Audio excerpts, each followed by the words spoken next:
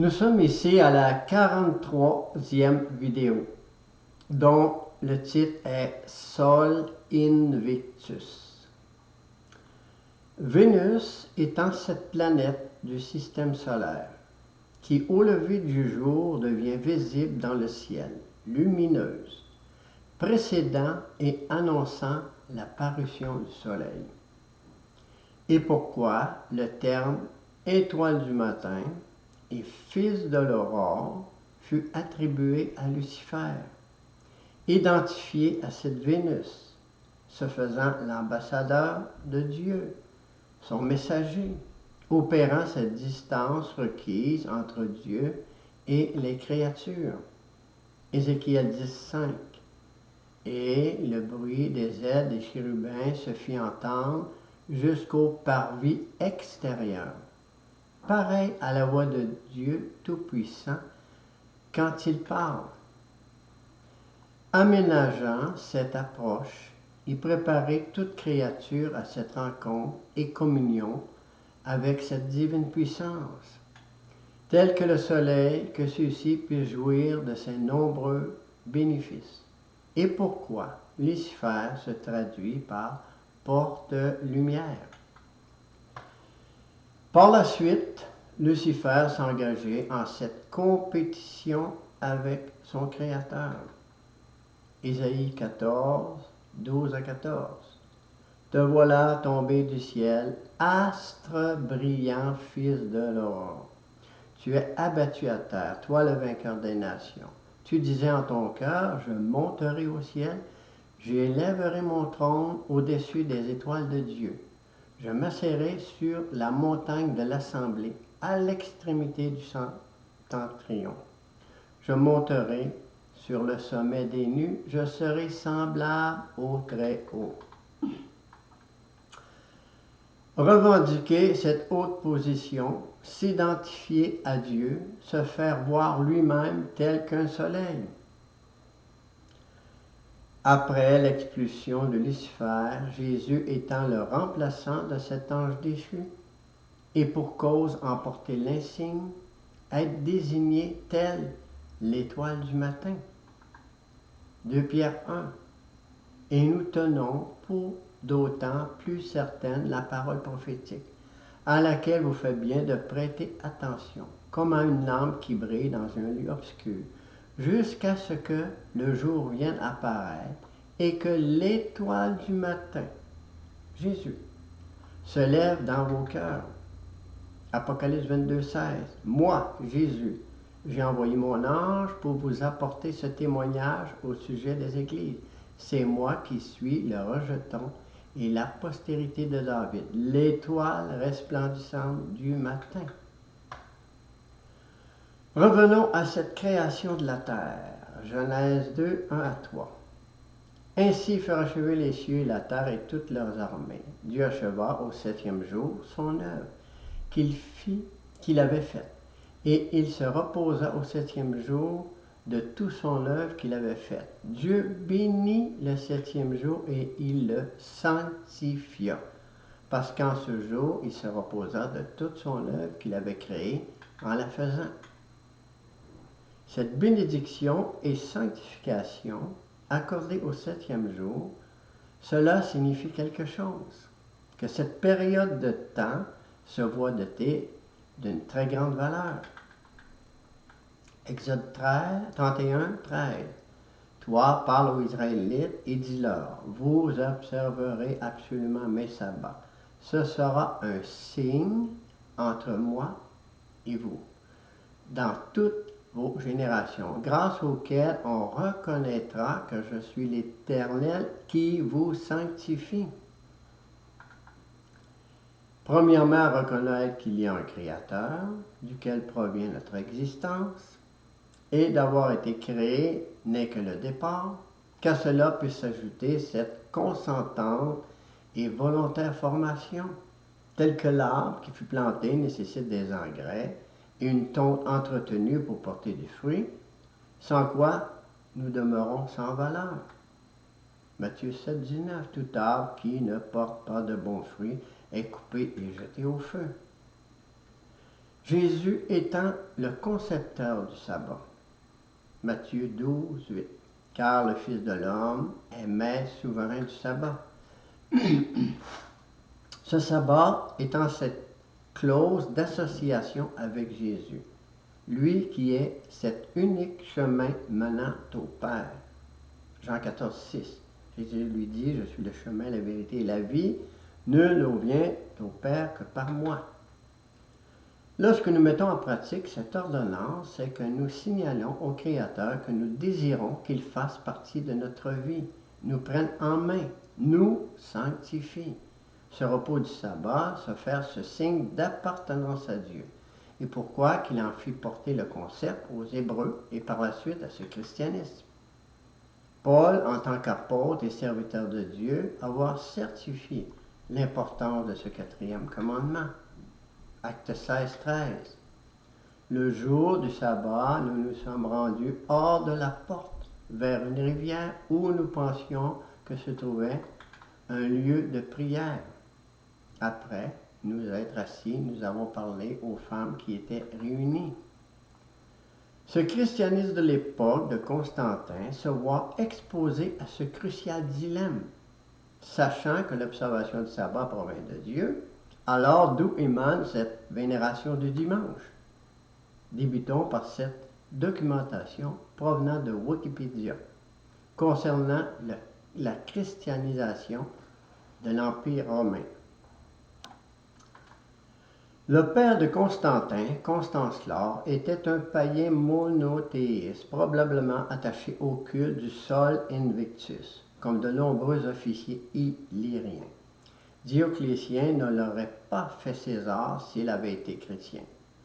Constantin était un empereur païen, un monothéiste qui honorait Sol Invictus, Dieu Soleil, mais qui s'intéressait depuis longtemps au christianisme puisqu'il avait fini par l'adopter comme religion personnelle en 312 après Jésus-Christ.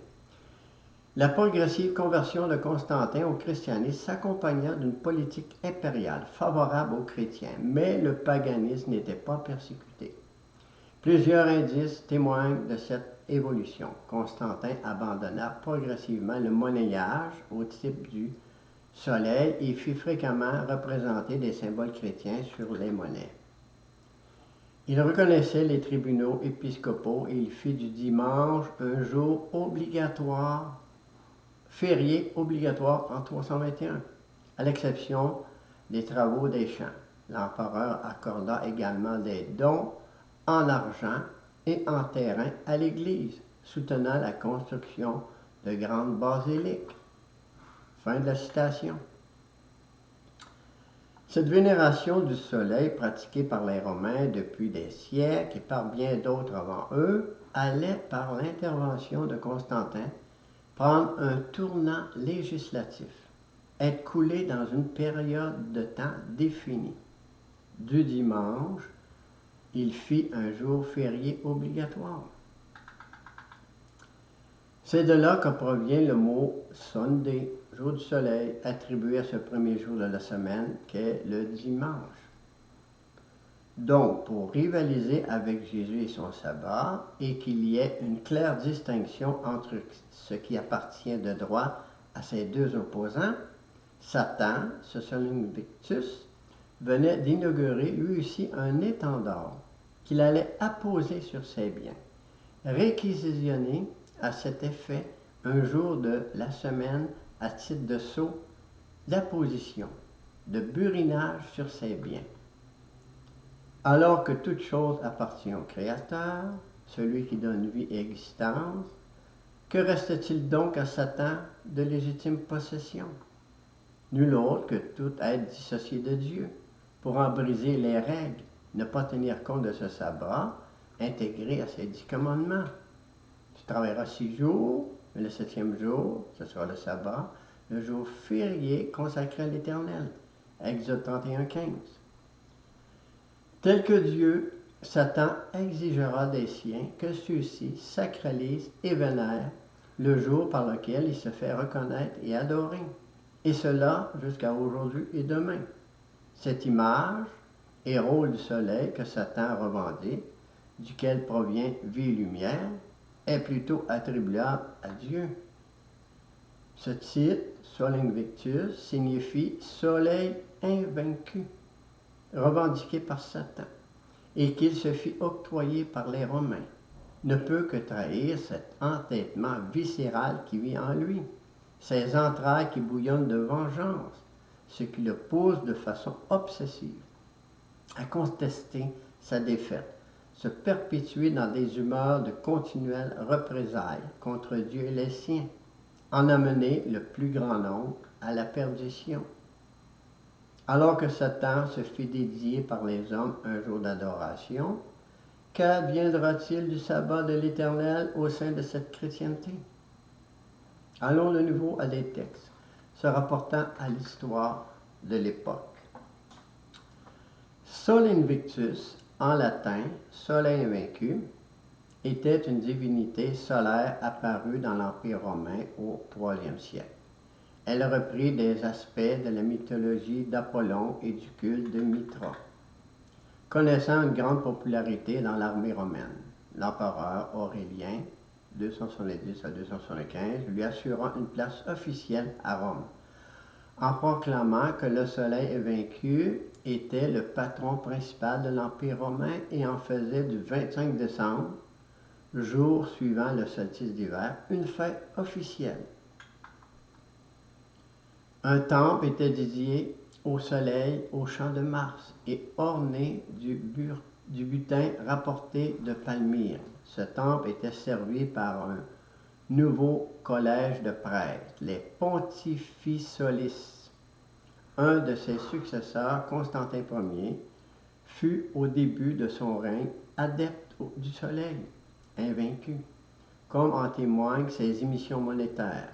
La religion chrétienne récupéra ensuite ce culte et l'absorba en faisant du 25 décembre la fête de Noël. Constantin montra son désir d'assurer à tout prix, par la conciliation ou la condamnation, l'unité de l'Église qu'il considéra dès ce moment comme un rouage de l'État et l'un des principaux soutiens du pouvoir. Et il devint, ce faisant, le véritable président de l'Église. Constantin présidait les séances, bien qu'il n'était pas encore baptisé. Il imposa la formule dogmatique, finalement adoptée par les pressions constantes qu'il exerçait sur les membres de l'Assemblée, et se chargea d'appliquer les décisions du Concile de Nicée. Ainsi se mit en place, dès le règne de Constantin, ce qu'il est convenu d'appeler un régime césaropapiste, c'est-à-dire un régime comme l'a montré l'historien Gilbert Lagron, dans lequel les pouvoirs politiques et religieux, bien que séparés, n'étaient pas dissociables, car le détenteur du pouvoir politique, qui se prétendait désigné par Dieu, participait de la nature épiscopale et exerçait son autorité sur l'Église. Les évêques tentèrent, dès le règne de Constantin, et encore davantage sous ses successeurs, de préserver l'Église contre les empiétements du pouvoir impérial, en particulier dans le domaine du dogme, et d'autre part, de marquer que, comme chrétien, l'empereur devait être soumis aux mêmes obligations morales et spirituelles que les autres fidèles. Fin de la citation. Le premier jour de la semaine, devenu le repos obligatoire pour les adorateurs de Satan, Sol Invictus, dans tout l'Empire, n'enleva pas aux véritables disciples la totale liberté d'honorer le sabbat de l'Éternel. Car pour faire porter ce fleuron du paganisme, la vénération du dimanche, à tout l'ensemble de la chrétienté sans distinction, Satan devra marier celle-ci à ce pouvoir civil romain, dont la grosse partie de ce dilué christianisme est fortement ébloui par les apparats de son prétendant, Rome. Revenons à ses écrits tirés de Wikipédia. Tout comme Dioclétien, Constantin ne rompit pas pleinement avec la tradition du Haut Empire. L'empereur demeurait un magistrat qui portait les titres romains traditionnels, L'empereur porta d'abord la couronne de laurier, puis adopta régulièrement, à partir de 326 à 327, le diadème orné de pierres précieuses. Il était personnellement très porté sur le faste et l'ostentation. Il désirait donner à la fonction impériale, par le cérémonial, le costume et l'apparat, une dimension supra-humaine.